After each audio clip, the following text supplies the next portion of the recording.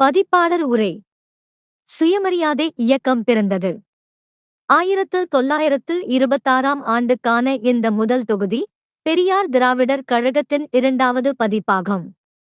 1926இல் முதல் 6 மாத காலத்தில் குடியரசு பதிவு செய்த பெரியாரின் எழுத்தும் பேச்சும் இத்தொகுப்பில் இடம் பெற்றிருக்கின்றன. 2005இல் வெளியிட்ட முதற் பதிப்பில் இடம் பெற்றிராத ஏராளமான கட்டுரைகள் இதில் அடங்கியுள்ளன. பெரியார் காங்கிரசிலிருந்து விலகி சமுதாய விடுதலையில் கால்பதித்த காலகட்டம் இப்பொழுதுதான் தொடங்குகிறது. சமூகம், அரசியல், மொழி, கலாச்சாரம் என பல்வேறு தளங்களில் பெரியாரின் சமூக பார்வை விரிந்து நிற்பதை இக்கட்டுரைகளில் காணலாம். தாழ்த்தப்பட்டோருக்கு தனிக்கோவில், தனிக்கிணறு என காங்கிரஸ் கட்சி முன்வைத்த திட்டங்களை கடுமையாக எதிர்த்த பெரியார், பொது கோவில்கள், பொது கிணறுகள் வரவேண்டுமென்று வலியுறுத்துவதோடு தொடர்வண்டி உணவு நிலையங்களில் பார்ப்பனர்களுக்கு தனி இடம் ஒதுக்குவதை எதிர்த்து குரல் கொடுக்கிறார். காந்தியை நேரில் சந்தித்து பார்ப்பனர் பற்றிய அவரது கருத்தை எதிர்த்து வாதம் செய்கிறார்.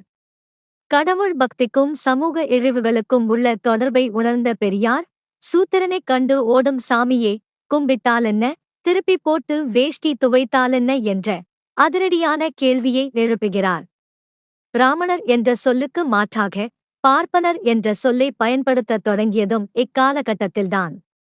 ஆட்சி நிர்வாகத்திலும் மாற்றங்களையும் வலியுறுத்தும் அவர் சமத்துவம், சுயமரியாதை என்ற மானுட விடியல் தத்துவங்களை முன்மொழிகிறார். அனைவருக்கும் சமத்துவமும் சுயமரியாதையும் கிடைத்தாலன்றி சுயராஜ்யம் அர்த்தமிழந்து ஓர் ஜாதியார் பிழைப்பிற்கே ஆதாரமாக இருக்கும் என்று எச்சரிக்கிறார். இதே ஆண்டில் பெரியாரின் இந்தி எதிர்ப்பும் தொடங்குகிறது. சலனமே இல்லாமல் தேங்கிக் கிடந்த அடிமை தமிழர் வாழ்வில் பெரியார் தமது ஆணித்தரமான கருத்துக்களால் அசைவை தொடங்கி வைத்த காலகட்டம் இதுதான்.